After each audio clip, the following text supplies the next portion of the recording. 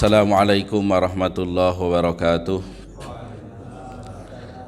Bismillahirrahmanirrahim. Alhamdulillahil wahidil qahhar al-azizil ghaffar mukawwiril laili 'alan nahar. Wassalatu wassalamu ala sayyidina Muhammad sayyidil mukhtar wa ala alihi wa ashabihil akhyar. Amma ba'du. Hadirin kaum muslimin rahimakumullah. Alhamdulillah, puji dan syukur kita panjatkan hadirat Allah Subhanahu wa taala atas karunia nikmatnya kita telah melaksanakan sholat subuh dengan berjamaah, dilanjutkan dengan kajian sambil beriktikaf di masjid. Mudah-mudahan apa yang kita kerjakan dicatat oleh Allah sebagai amal kebaikan untuk kita semuanya, dan mudah-mudahan pertemuan ini mengantarkan kepada pertemuan kita di surganya Allah Subhanahu wa taala. Amin ya rabbal alamin. Salawat dan salam semoga tetap tercurah atas Nabi kita, Nabi besar Muhammad sallallahu alaihi wasallam. Hadirin kaum muslimin rahimakumullah, sebelum kepada kajian yang biasa saya sampaikan,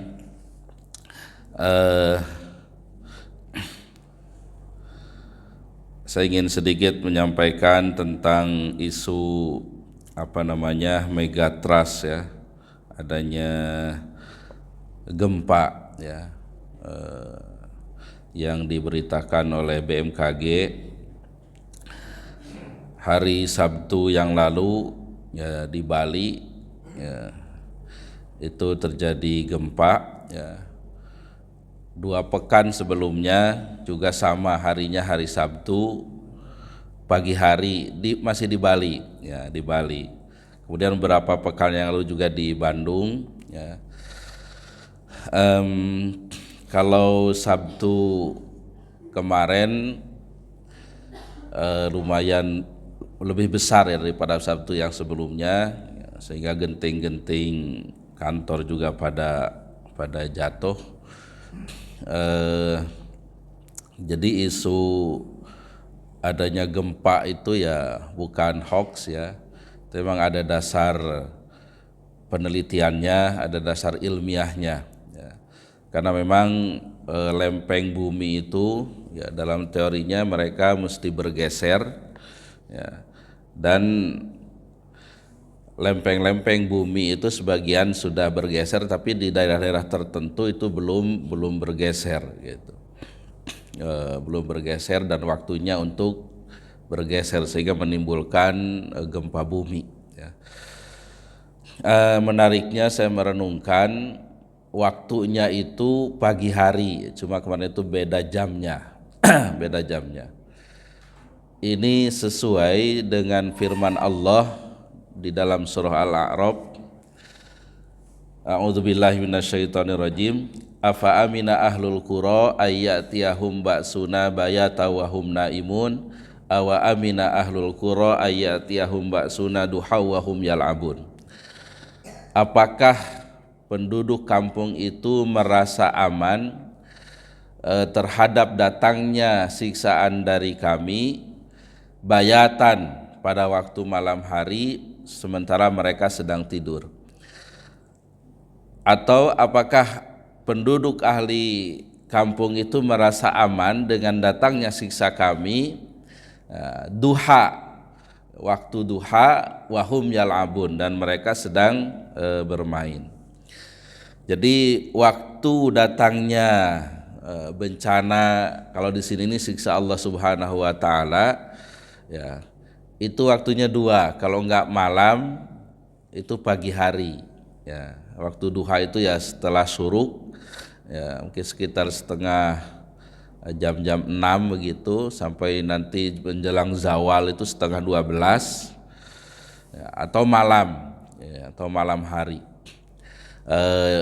Termasuk bencana yang besar ya, tsunami di Aceh juga kan itu pagi hari ya, hari Ahad ya, hari Ahad. Nah, itu menunjukkan kebenaran daripada Al-Quranul Karim ya. Datangnya bencana itu rata-rata ya, yaitu kalau enggak pagi hari malam hari. Waktu saya di NTT seringnya gempa itu malam ya, jam 10, jam 2 begitu. Tapi ketika di Bali kemarin pagi gitu. Kemudian dari sisi lainnya ya kita melihat bencana yang diturunkan oleh Allah itu bukan ansih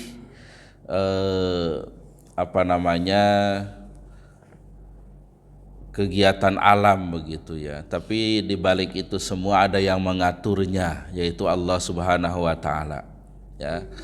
Dan mengenai masalah gempa ini ada sebuah hadis riwayat Aisyah ya, dari Anas bin Malik. Di antara penyebab gempa itu faidaz tahallu az-zina wa syaribu al-khumura ba'da hadza wa darabu al-ma'azif gharallahu fi samaihi faqala lil ardi tazalzili bihim fa in tabu wa naza'u wa illa hadamaha alaihim faqala Anas uqubatan lahum qalat rahmatan wa barakatan wa mau'izatan lil mu'minin wa nakalan wa sukhtatan wa azaban lil kafirin. Kalau orang-orang itu sudah menghalalkan perzinaan, mereka sudah minum khamr atau segala sesuatu yang memabukkan, mereka sudah menabuh musik yang diharamkan, maka Allah bahasanya itu Allah cemburu di langit sana dan berfirman memerintahkan bumi tazalzili bihim, goyangkan tuh mereka. Kalau mereka tobat dan berhenti ya dari maksiatnya, berhentilah. Tapi kalau tidak, hancurkanlah. Kata Anas, apakah itu siksaan bagi mereka? Qalat Siti Aisyah mengatakan itu rahmat dan barokah dan nasihat bagi orang yang beriman, dan siksaan dan kemurkaan dari Allah Subhanahu wa taala bagi orang yang kafir. Jadi yang pertama ya, walaupun bagaimana harus kita akui ya, untuk saat ini kita lihat di tayangan di televisi perzinaan ya, pemerkosaan ya, itu sudah merajalela ya. Kalau yang bersentuhan dengan profesi saya, banyaknya dispensasi nikah ya. Jadi anak-anak yang belum sampai usia perkawinan, belum 19 tahun tapi sudah mau nikah, itu harus ada dispensasi dari pengadilan. Nah, rata-rata yang mengajukan dispensasi ke pengadilan itu hampir mungkin 80%-nya itu sudah hamil duluan itu rata-rata gitu. Kemudian minuman keras ya, kalau di Bali memang dilegalkan ya. Jadi dilegalkan ya, di NTT juga sama ya. Jadi jualan minuman keras itu kayak jual bensin di pinggir jalan gitu kalau di NTT itu ya. Yang bening-bening itu bukan bensin, itu minuman keras ya. Itu sebuah realita ya. Nah, bahasanya gharallahu fi samai, Allah itu cemburu di sana gitu ya, sampai memerintahkan bumi ya untuk bergoyang. Nah, bagi orang yang beriman ya, itu sebagai rahmat ya, sebagai nasihat. Karena kalau orang yang beriman ya meninggal dengan adanya gempa itu kategorinya syahid akhirat ya. Jadi syahid akhirat itu ya nilai mati syahid, tapi tetap jenazahnya itu dimandikan, dikafani dan sebagainya begitu ya. Dan nasihat ya, sering kita baca tulisan orang itu lebih sadar, lebih cepat sadarnya dengan adanya gempa hanya 1 menit ya, daripada diceramahi 1 jam begitu ya. Kadang 1 jam 2 jam orang ceramah nggak sadar juga gitu, tapi digoyangkan aja bumi itu beberapa detik saja semua teriak Allah Allah begitu ya. Itu nasihat ya bagi orang yang beriman. Tapi bagi orang yang kafir itu adalah siksaan. Kemudian bagaimana agar bencana itu tidak menimpa apa usaha kita. Yang jelas kita berdoa kepada Allah Subhanahu wa taala minta perlindungan ya. Kemudian kita juga diarahkan dalam surah Al-Anfal ayat 33, a'udzubillahi minasyaitonirrajim, wa ma kana Allahu liyu'adzibahum wa anta fihim wa ma kana Allahu mu'adzibahum wa hum yastaghfirun. Allah sesekali tidak akan menyiksa mereka sementara engkau Muhammad berada di tengah-tengah mereka, dan Allah tidak akan menyiksa mereka selama mereka itu beristighfar. Jadi ada dua jaminan keselamatan dari siksa Allah di ayat ini. Yang pertama, keberadaan Nabi Muhammad sallallahu alaihi wasallam, ya. Jadi sejahat apapun orang kafir Quraisy memperlakukan Nabi, ya, separah apapun kemaksiatan mereka, ya, saat itu tidak diturunkan siksa Allah seperti di zaman nabi-nabi sebelumnya, ya, tidak ada banjir atau tanah dibalikan dan sebagainya, yaitu karena adanya Nabi Muhammad sallallahu alaihi wasallam sebagai jaminan keselamatan, ya. Sekarang Nabi sudah tidak ada. Nah, ini para ulama beda pendapat, ya. Ada yang menyatakan, ya, selama nama Nabi gitu masih banyak disebut, artinya orang ketika masih banyak bersolawat. Ada juga yang menyebutkan sunnah Nabi gitu, ketika sunnah Nabi masih dihidupkan, nah itu jaminan keselamatan. Nah, kalau yang kedua, nah ini masih ada, yaitu istighfar. Allah tidak akan menyiksa mereka selama mereka beristighfar, minta ampun kepada Allah Subhanahu wa taala. Nah, kalau kita gabungkan semuanya tidak ada salahnya juga dari pendapat tadi, ya, kita memperbanyak sholawat, kemudian melaksanakan sunnah-sunnah Nabi Shallallahu Alaihi Wasallam, ya, setidaknya ada berapa ya, ada 6 atau 7 ya sunnah yang harus kita pelihara, ya. Yang pertama qiyamul lail, salat malam, kemudian puasa sunnah, kemudian sunnah rawatib, ya, qobliyah ba'diyah salat fardu, kemudian sodakoh, ya, kemudian baca Al-Quran, kemudian sholat duha, dan yang ketujuh mudawamah alal wudu, ya. Mudawamah alal wudu itu tetap punya wudu walaupun tidak sholat, jadi batal ya wudu lagi gitu.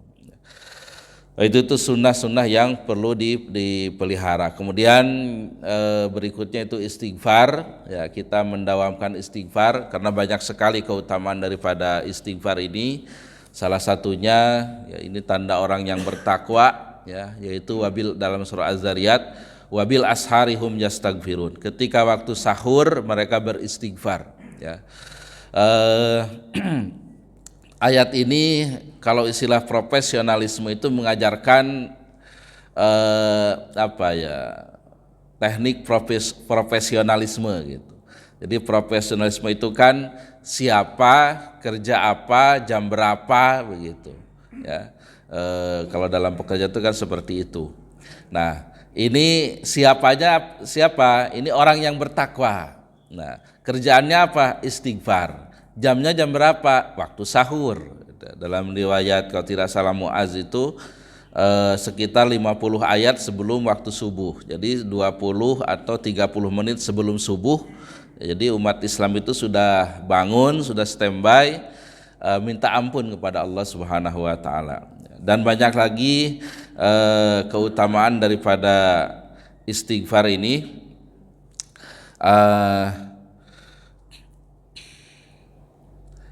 Yang perlu kita terus amalkan, ya. Kalau dalam surah Nuh, ya, keutamaan istighfar ini, faqultu astaghfiru rabbakum innahu kana ghaffara yursilis sama alaikum midrara wa yumdidkum bi amwali wa banin wa yaj'al lakum jannati wa yaj'al lakum anhara. Aku katakan, beristighfarlah kalian semua, maka Allah akan menurunkan air hujan dengan deras, kemudian akan memperbanyak harta dan anak-anak, dan akan menjadikan bagimu surga, kebun-kebun, jannat itu kebun-kebun dan sungai-sungai ya. Itu keutamaan daripada istighfar, ya, daripada istighfar. Dalam pengamalannya, ya, kalau Rasulullah Shallallahu Alaihi Wasallam memberikan contoh kepada kita, sehari itu minimal 70 sampai 100 kali, ya, padahal beliau orang yang sudah diampuni dosanya, beliau juga orang yang maksum, terpelihara dari dosa itu. Kemudian kalau Ibnu Taimiyah itu memberikan contoh, beliau menulis, ketika saya sedang mengalami masalah yang sulit untuk dipecahkan, maka saya beristighfar kurang lebih 1000 kali ya, dan Allah menurunkan pertolongannya kepada saya itu. Kemudian cerita Imam Ahmad bin Hambal ya, itu memang ada bukunya dan banyak di share di WA grup itu ya. Jadi ceritanya Imam Ahmad ini seorang ulama besar ya, bukan ribuan lagi hafal hadisnya tapi jutaan ya, jutaan, sangat terkenal saat itu. Ketika di usia tua ya, dia tinggal di Kufah ya. Tiba-tiba saya ingin pergi ke Basrah ya, padahal tidak ada janji, tidak ada orang yang undang gitu ya. Ini ceritanya sudah pada dengar. Saya pun pergi, kata Imam Ahmad bin Hambal, ke Basrah ya, di Irak. Sampai di sana itu Isya. Ya, kemudian saya sholat Isya berjamaah di masjid. Kemudian karena saya musafir, ya saya tiduran setelah orang pada keluar dari masjid. Di masjid itu tiduran. Datanglah merebotnya. Wahai Syekh, wahai kakek-kakek, sedang apa kamu? Gitu. Ya saya tiduran karena saya musafir. Ya mau ikut tidur, numpang tidur. Kata merebot, nggak boleh, katanya nggak boleh.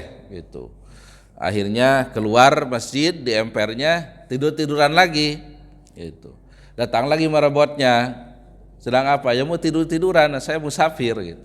Enggak boleh katanya. Sampai diseret Imam Ahmad itu keluar dari lokasi masjid gitu. Ya didorong-dorong begitu. Padahal sudah sepuh itu. Nah saat itu kan tidak seperti sekarang. Ya orang terkenal itu kan sudah tahu gambarnya ya lewat televisi atau apa gitu. Nah saat itu tidak tahu kalau itu Imam Ahmad bin Hambal. Nah, ternyata di sebelah masjid itu ada sebuah rumah yang memproduksi roti. Ya biasa di Arab itu banyak pabrik roti, home industry itu pinggir masjid ya, dekat masjid. Jadi kalau setelah subuh itu pada antri di pabrik-pabrik tersebut. Di situ ada tukang roti melihat kejadian tadi, melihat Imam Ahmad itu didorong-dorong dari masjid ya sampai keluar begitu. Akhirnya dipanggil Imam Ahmad itu, kesini saja gitu, rumah saya walaupun kecil tapi bisa ditempati gitu. Nah, setelah masuk rumah itu, ketika Imam Ahmad bertanya, si tukang roti itu menjawab gitu.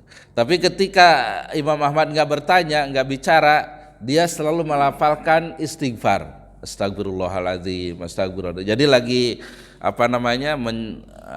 adonan roti dan sebagainya itu terus saja baca istighfar. Jadi ketika tidak bicara istighfar begitu. Mungkin dilihatin oleh Imam Ahmad bin Hambal, akhirnya bertanya, sudah berapa lama kamu melakukan ini? Ya beristighfar terus-terusan itu.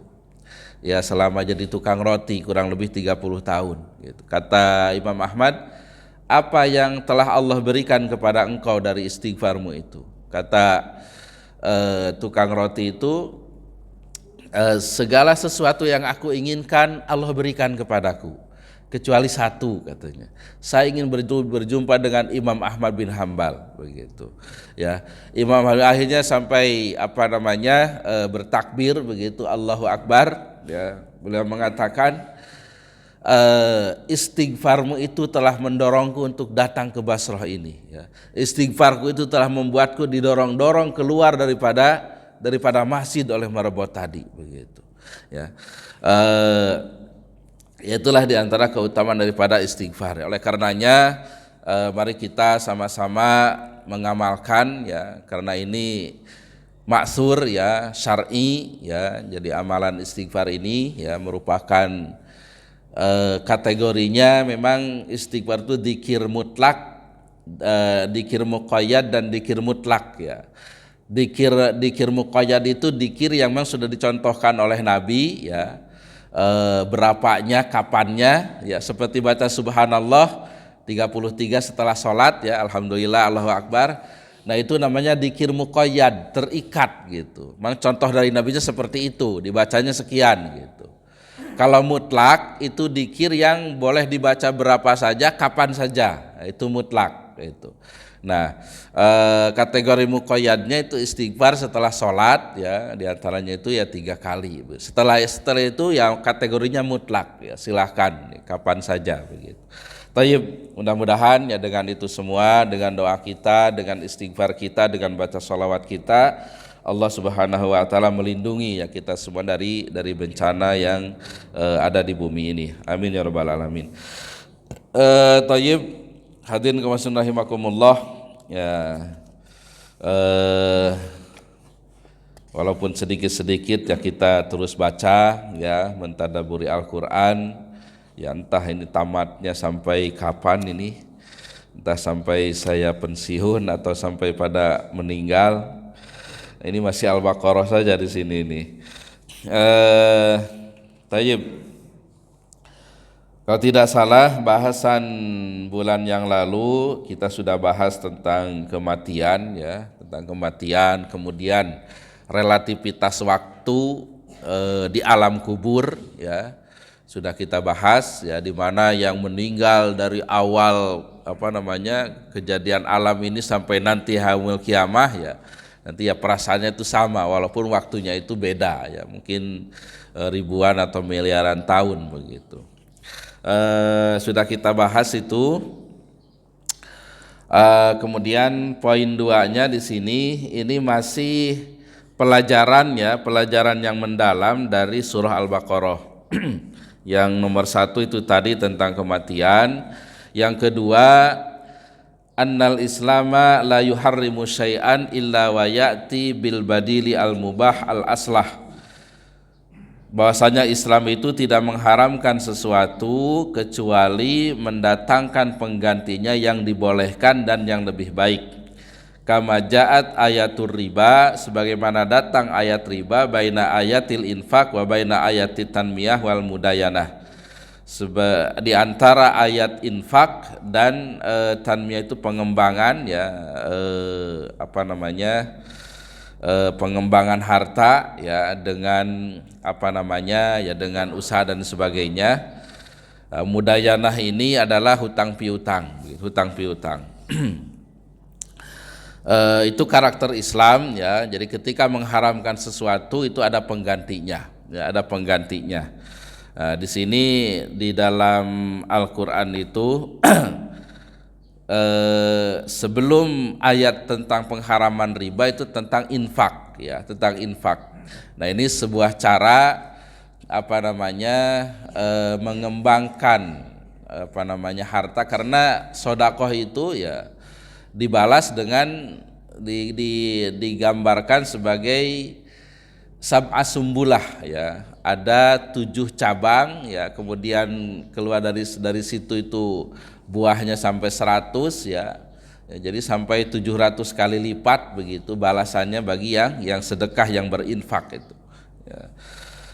Kemudian di tengahnya itu ada ayat riba, kemudian ada ayat mudayanah ya. Mudayanah itu hutang piutang. Ya, ini menariknya ayat tentang hutang piutang itu merupakan ayat paling panjang di dalam Al-Qur'an. Ya. Ya ayyuhalladzina amanu idza tadayantum bidainin ila ajalin musamman faktubuh. Ya, wal yaktub bainakum katibun bil adi al-ayah.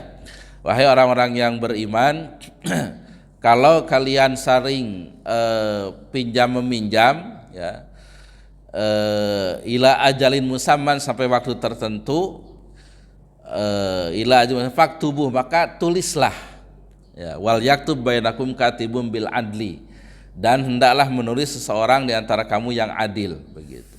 Nah, ini tata krama ketika ada hutang piutang atau transaksi apapun ya, itu perlu adanya pencatatan ya, pencatatan. Nah, secara umum ayat ini ya, kalau sekarang itu ini ayat notaris ya, ayat notaris ya, dan ayat notaris ini paling panjang, artinya Allah Subhanahu wa taala ya menganggap mencatat itu penting begitu ya. Jadi kalau saya merunut sejarahnya ya, Saya kemarin nulis tentang notaris perbandingan Indonesia Sudan ya. Dalam tanda petik ya, yang punya apa ya, kenotariatan itu ya sebenarnya umat Islam begitu ya, umat Islam. Cuma memang yang datang ke Indonesia ya itu dari mana? Kalau tidak salah dari Perancis ya, dibawa oleh Belanda itu notarius ya. Dan makanya namanya notaris gitu.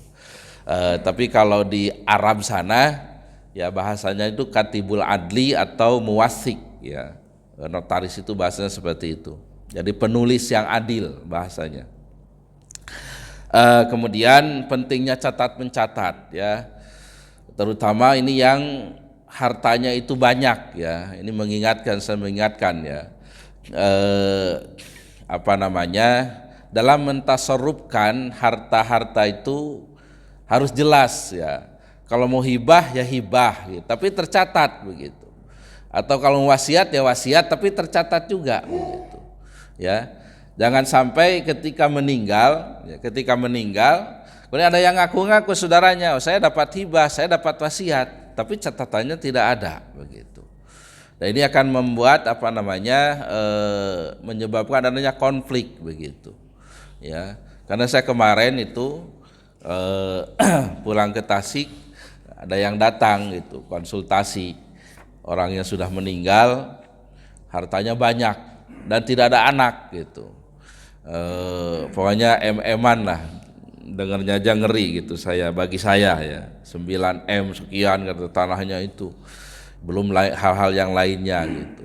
Tapi ternyata dalam bertransaksinya itu tidak ada tulisannya gitu, tidak ada tulisannya, sehingga menimbulkan benih-benih konflik gitu. Kemarin itu bagaimana kira-kira solusinya begitu. Ini sebuah realita ya, dan dalam ajaran Islam kita dianjurkan dalam transaksi itu harus ada catatan ya, harus ada tulisan. Kalau yang transaksinya bersifat besar seperti hibah atau wasiat, yaitu dicatatkan di notaris begitu. Taib. Kemudian berikutnya Suratul Baqarah hiya suratul wahidatu allati ja'a fiha dzikru arkanil Islam kamilatan. Dalam surah Al-Baqarah itu satu-satunya surat dalam Al-Qur'an yang di sana menyebutkan seluruh rukun Islam. Jadi rukun Islam disebutkan dalam surah Al-Baqarah semuanya.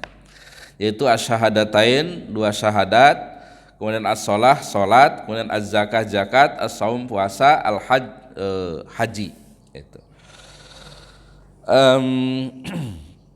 Ya kita ngambil pelajarannya saja secara ringkas ya, filosofi daripada rukun Islam ya,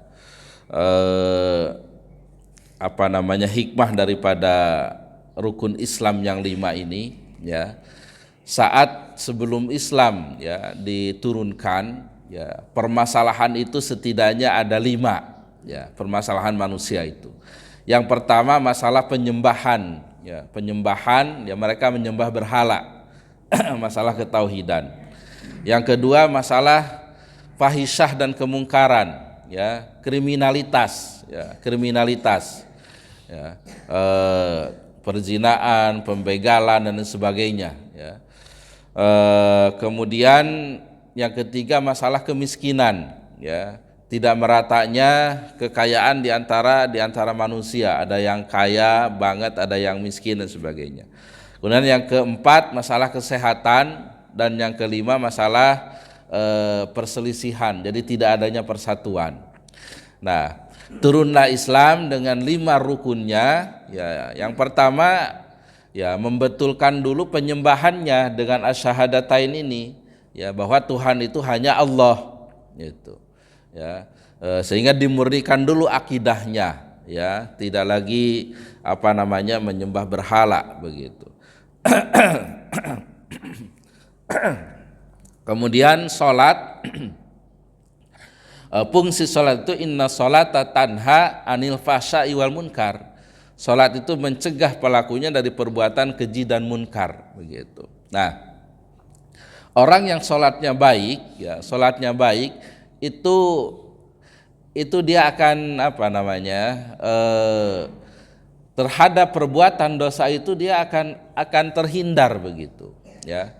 Baik itu ya, yang pertama memang menjaga waktunya tepat waktu begitu. Yang kedua memang baik sholatnya sesuai syarat rukun ya yang dicontohkan oleh Nabi Shallallahu Alaihi Wasallam ya. Nah itu akan benar orangnya gitu. Maka ada jargon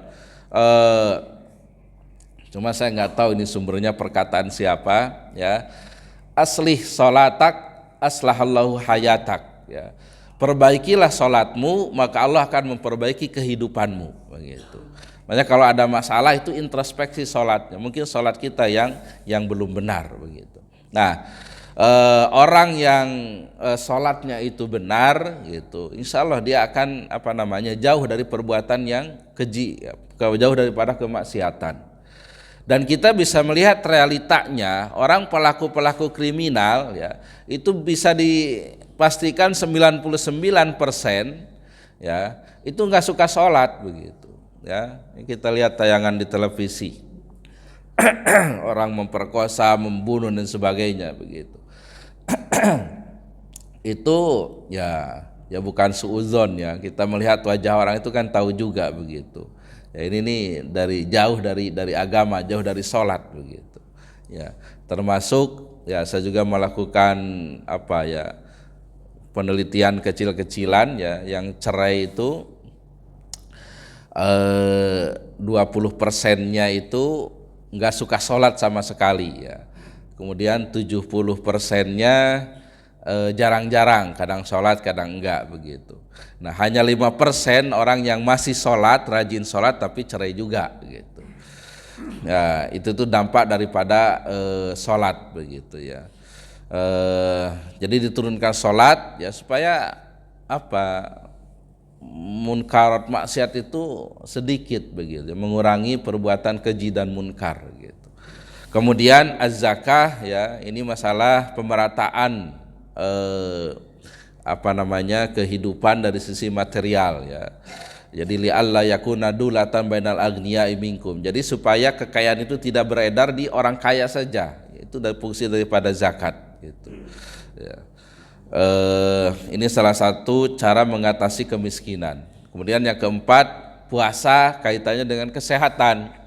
Ya, dengan kesehatan. Makanya ada hadis ya, terlepas dari perawinya itu atau statusnya hadis apa, sumu tasihu ya. Berpuasalah maka kalian akan sehat gitu. Dan para dokter-dokter kita yang muslim itu sudah melakukan penelitian ya, bagaimana efek puasa terhadap kesehatan itu ya. Ternyata memang untuk sehat ya, puasa itu dibutuhkan ya. Puasa itu dibutuhkan. Makanya Allah mewajibkan puasa bulan Ramadan. Allah Maha tahu kebutuhan tubuh kita. Ya, harus diistirahatkan. Harus diistirahatkan. Makanya orang yang rajin puasa ya Senin Kemis atau puasa Daud dengan cara yang benar ya. Artinya sunnah-sunnahnya dikerjakan seperti sahur gitu ya. Karena kadang ada juga orang puasa rajin tapi tidak sahur begitu. Itu kan tidak sesuai sunnah gitu. Nah orang yang rajin puasa dengan sesuai sunnah itu rata-rata sehat orangnya itu ya, rata-rata sehat begitu. Baik, yang kelima al-hajj ya, haji itu untuk persatuan umat Islam ya. Jadi dengan haji itu seluruh umat Islam dari seluruh penjuru dunia itu datang ya, dengan keadaan pakaian yang sama, bacaan yang sama begitu ya. Karena memang menyembah Tuhan Allah yang sama begitu. Jadi semua makhluk itu sama begitu. Ini persatuan ya. Dan sangat monumental sekali ya khutbah haji wadanya Nabi Shallallahu Alaihi Wasallam ya, itu kan tentang persamaan manusia begitu ya, bahasa sekarangnya itu ya. Jadi semua manusia itu min Adam, semua dari Adam. Tidak fadla li arabiyyin wala ajamiyyin ya, tidak ada keutamaan orang Arab dan non Arab begitu. Ya, tidak ada utama yang kulit putih sama yang hitam. Semua itu sama begitu ya. Jadi kalau yang mempermasalahkan keturunan itu terlalu buang-buang beras begitu. Ya, semua sama di hadapan Allah itu sama begitu. La fadla li arabin wala ajami. Tidak ada keutamaan ya. Hanya sekedar keturunan saja.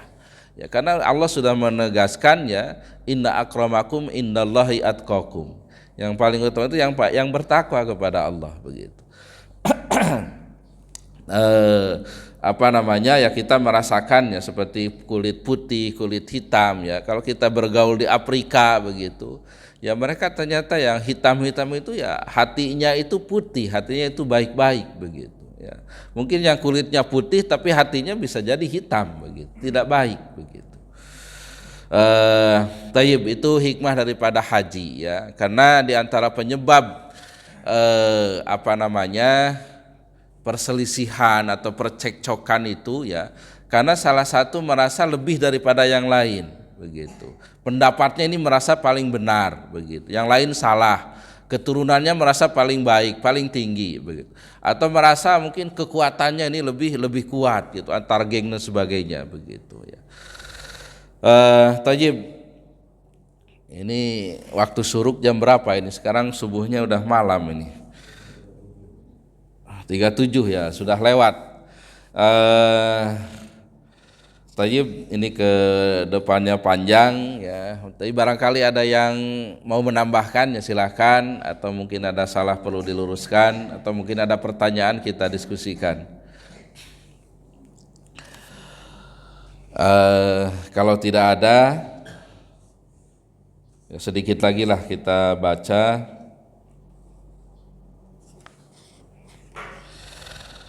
Awalu sifatin wasafala bihal qur'ana la raiba fi ay annahu kulluhu yaqinun la syakka fi wa hadza aqwa tahaddin li ghairil mu'minin nabi haitsu la yajru ayu katibin ayastahilla kitabu bihadza tahaddi wa qad hada ulamus sahabah wa man ba'dahum ila yaumina hadza ayatiya ahadun bi khata'in wahidin fil qur'an falam yafluh al musakkikun.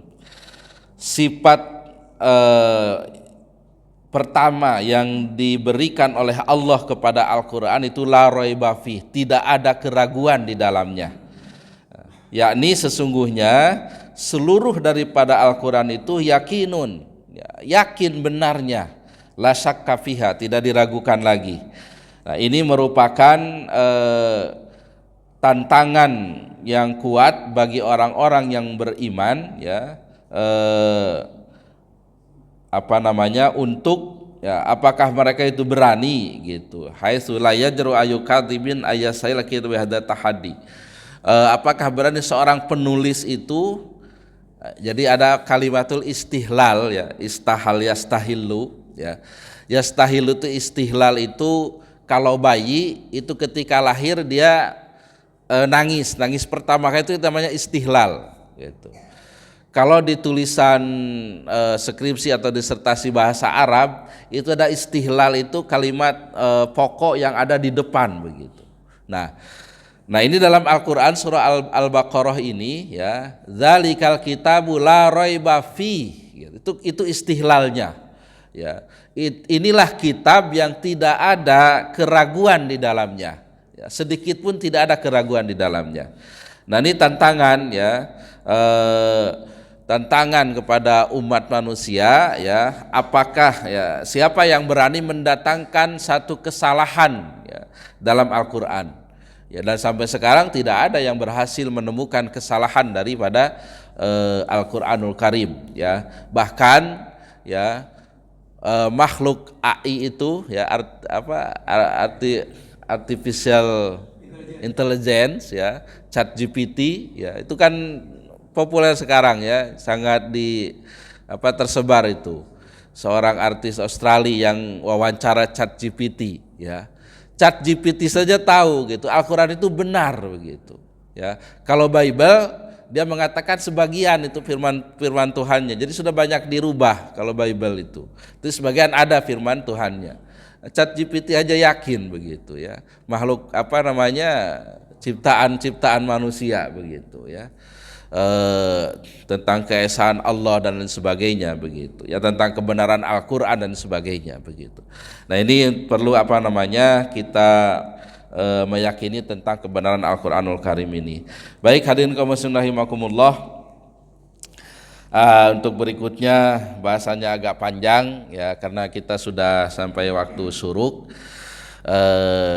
Saya kira cukup ya. Mudah-mudahan ada manfaatnya. Kita akhiri dengan berdoa kepada Allah Subhanahu wa taala. Doa yang pertama untuk saudara-saudara kita yang sedang ditimpa musibah seperti sakit dan sebagainya, mudah-mudahan dikasih sembuhkan oleh Allah Subhanahu wa taala dan diberi kesabaran dalam menerima musibahnya. Kita doakan anak-anak kita menjadi anak-anak yang solih, yang solihah. Allah memberi karunia umur panjang, ilmu yang banyak, yang bermanfaat, mengabdi kepada Allah, berbakti kepada kedua orang tua. Mudah-mudahan rumah tangga kita juga semua rumah tangga yang Allah berikan sakinah, mawaddah, warahmah sampai di surganya Allah Subhanahu wa taala. Mudah-mudahan semua maksud baik kita dijabah oleh Allah Subhanahu wa taala. Li hadhihi niyah wa li kulli niyatin shalihah bi barakati al-Fatihah. A'udzubillahi minasyaitonir rajim. Bismillahirrahmanirrahim. Alhamdulillahirabbil alamin arrahmanir rahim maliki yaumiddin. Iyyaka na'budu wa iyyaka nasta'in ihdinas siratal mustaqim siratal ladzina an'amta 'alaihim ghairil maghdubi 'alaihim waladdallin.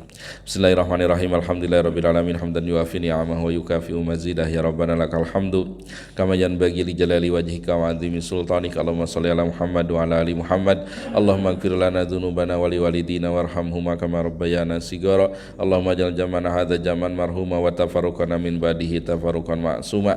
Rabbana hab lana min azwajina wa dhurriyyatina qurrata a'yun waj'alna lil muttaqina imama. Allahumma ij'alna wa auladana min ahlil ilmi wa min ahlil khair wa la taj'alna wa iyyahum min ahli syarri wad dhair. Rabbana la tad'alna dhanban illa ghafartah wa la hamman illa farajtah wa la daynan illa qadaitah wa la maridan illa syafaitah wa la aiban illa satartah wa la hajatan min hawajid dunya wal akhirati illa qadaitah ya arhamar rahimin. Rabbana atina fid dunya hasanah wa fil akhirati hasanah wa qina adzabannar. Wa sallallahu ala sayyidina Muhammadin wa ala alihi wa sahbihi wa sallam. Subhana rabbika rabbil izzati amma yasifuna wa salamun alal mursalin walhamdulillahi rabbil alamin.